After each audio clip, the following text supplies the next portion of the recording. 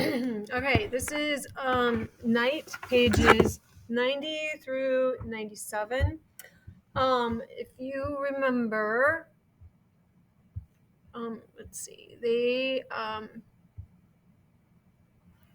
went to they were on their death march, and his father, Ellie and his father, they went into a shed to kind of get some shelter for a while. And they kept telling people not to fall asleep so that they sometimes if it's really cold out and you're sleeping and then you might not wake up. So we'll start here. It says, my father too was gently dozing. So we're going to start right there. I couldn't see his eyes. His cap was covering his face. Wake up, I whispered in his ear. He awoke with a start. He sat up, bewildered, stunned, like an orphan. He looked all around him, taking it all in as if he had suddenly decided to make an inventory of his universe, to determine where he was and how and why he was there. Then he smiled. I shall always remember that smile. What world did it come from? Heavy snow continued to fall over the corpses. The door of the shed opened. An old man appeared. His mustache was covered with ice. His lips were blue. It was Rabbi Eliyahu, who had headed a small congregation in Poland. A very kind man, beloved by everyone in the camp, even by the capos and the Blockeltest.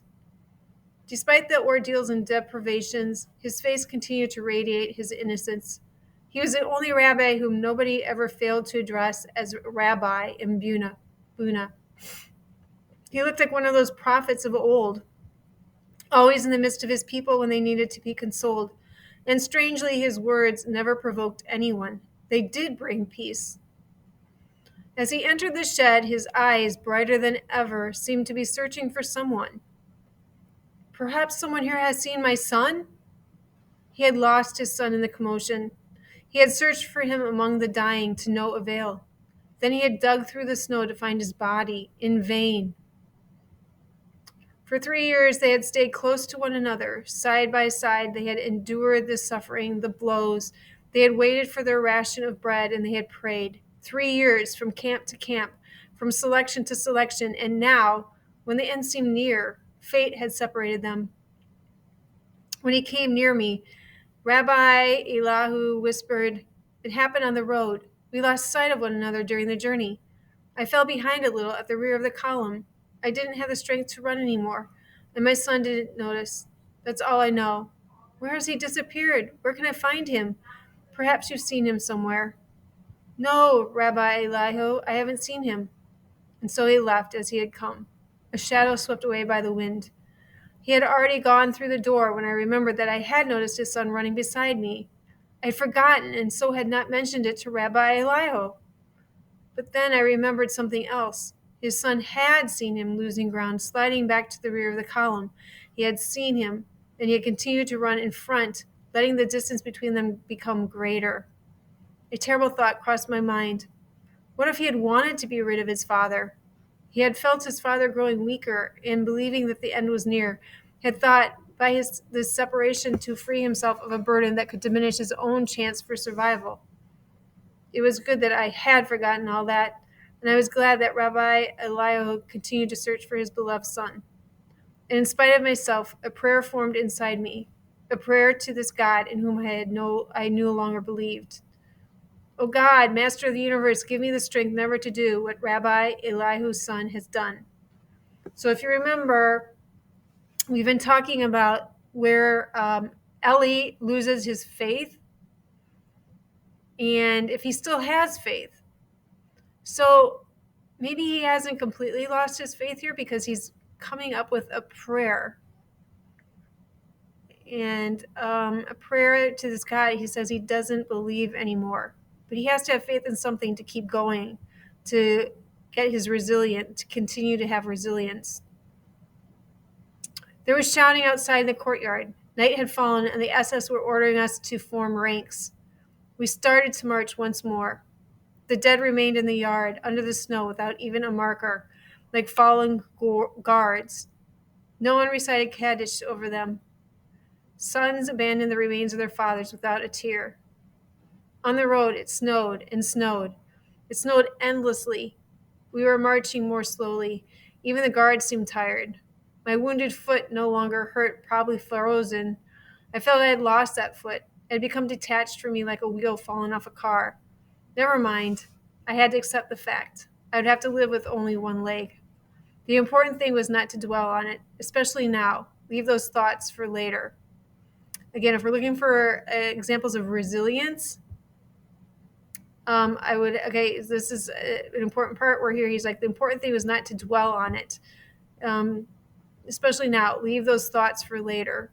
So in order to be resilient, sometimes you have to put aside some thoughts so that you can continue on. Our column had lost all appearance of discipline. Everyone walked as he wished, as he could. No more gunshots. Our guards surely were tired. But death hardly needed their help. The cold was consciously doing its work. At every step, somebody fell down and ceased to suffer. From time to time, SS officers on motorcycles drove the length of the column to shake off the growing apathy. Hold on, we're almost there. Courage, just a few more hours. We're arriving in Gleiwitz. These words of encouragement, even coming as they did from the mouths of our assassins, were of great help. Nobody wanted to give up now. Just before the end, so close to our destination. Our eyes searched the horizon for the barbed wire of Gleiwitz. Our only wish was to arrive there quickly. By now, it was night. It had stopped snowing. We marched a few more hours before we arrived. We saw the camp only when we stood right in front of its gate. The capitals quickly settled us into the barrack. There was shoving and jostling as if this were the ultimate haven, the gateway to life. People trod over numbed bodies, trampled wounded faces.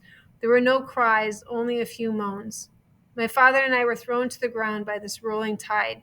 From beneath me came a desperate cry. You're crushing me! Have mercy! The voice was familiar. You're crushing me! Mercy! Have mercy! The same faint voice, the same cry I had heard somewhere before. This voice had spoken to me one day. When? Years ago? No, it must have been in the camp. Mercy! Knowing that I was crushing him, preventing him from breathing, I wanted to get up and disengage myself to allow him to breathe. But I myself was crushed under the weight of other bodies. I had difficulty breathing. I dug my nails into unknown faces. I was biting my way through, searching for air. No one cried out. Suddenly I remembered. Juliek, the boy from Warsaw who played the violin in the Buna orchestra. Juliek, is that you? Eliezer, the 25 whiplashes. Yes, I remember. He fell silent. A long moment went by. Juliek, can you hear me? Juliek! Yes, he said feebly. What do you want? He was not dead. Are you all right, Juliek? I asked, less to know his answer than to hear him speak, to know he was alive. All right, Eliezer, all right. Not too much air. Tired. My feet are swollen.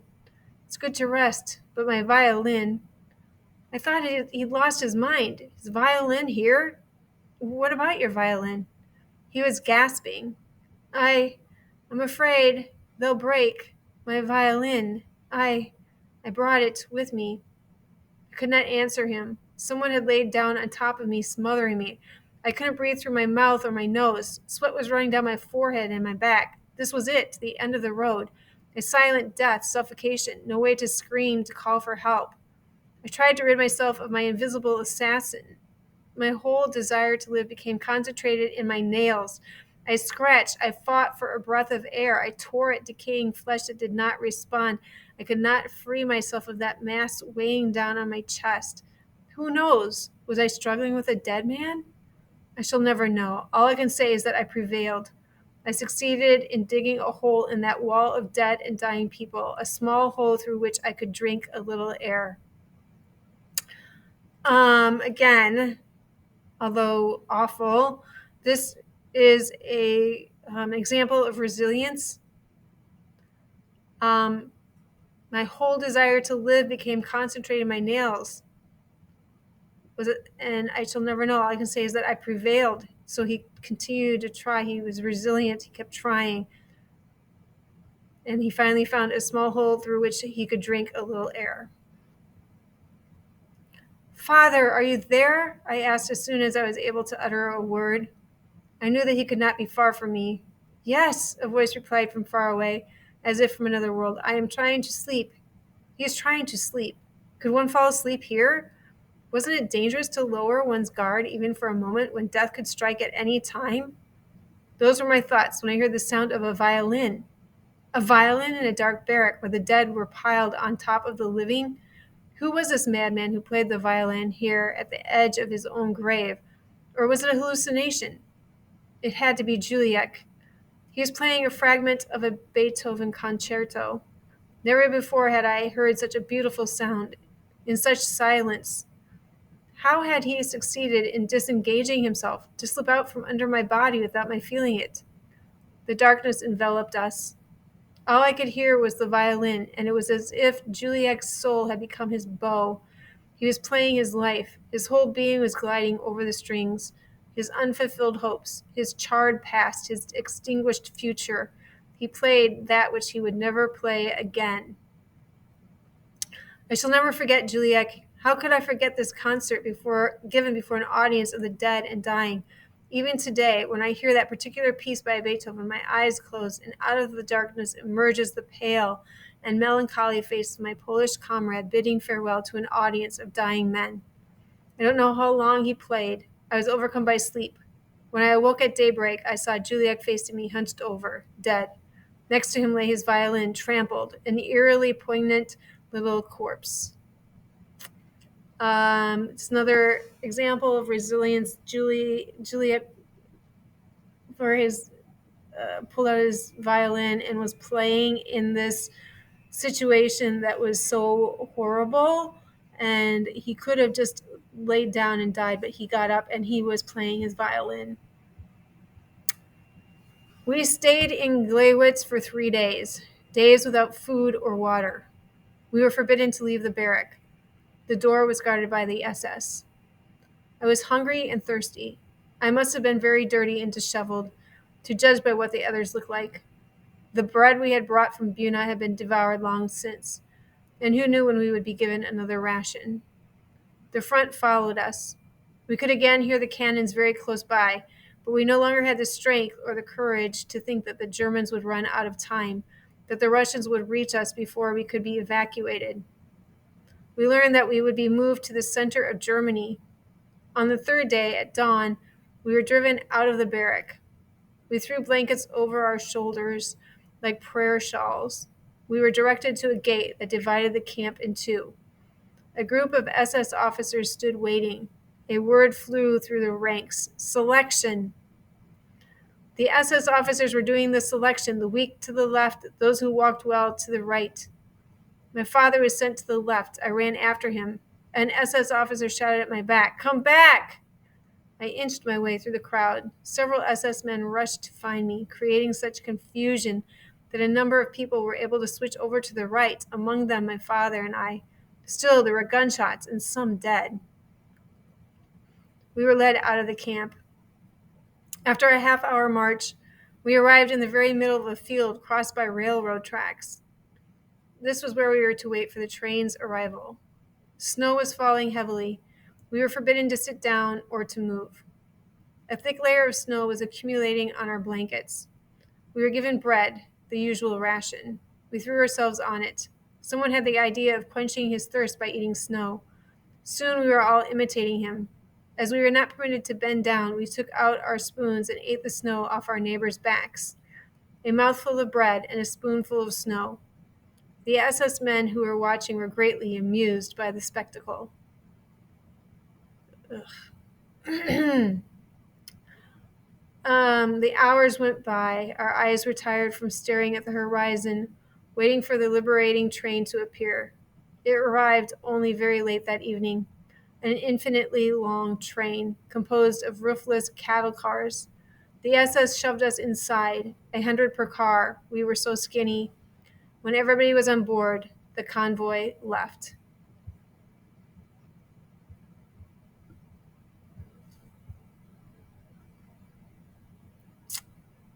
So to summarize really quickly, they were the death march ended at Gilowitz, but then there was that awful situation where they're putting them in the barracks and kind of crushing everybody so they were unable to breathe. Um, so Ellie and his father were able to get out of that situation. Then there was a selection, and his dad went to the left. He went after him and caused some chaos, and they were able to go off to the right. Then they marched them about half a mile out to wait for a train that was going to take them to someplace else. What a horrible sight, where they were giving bread, but they couldn't drink anything, and they could not bend down to get snow to eat or drink. So they got out their spoons and were eating the snow off of their neighbors' clothing.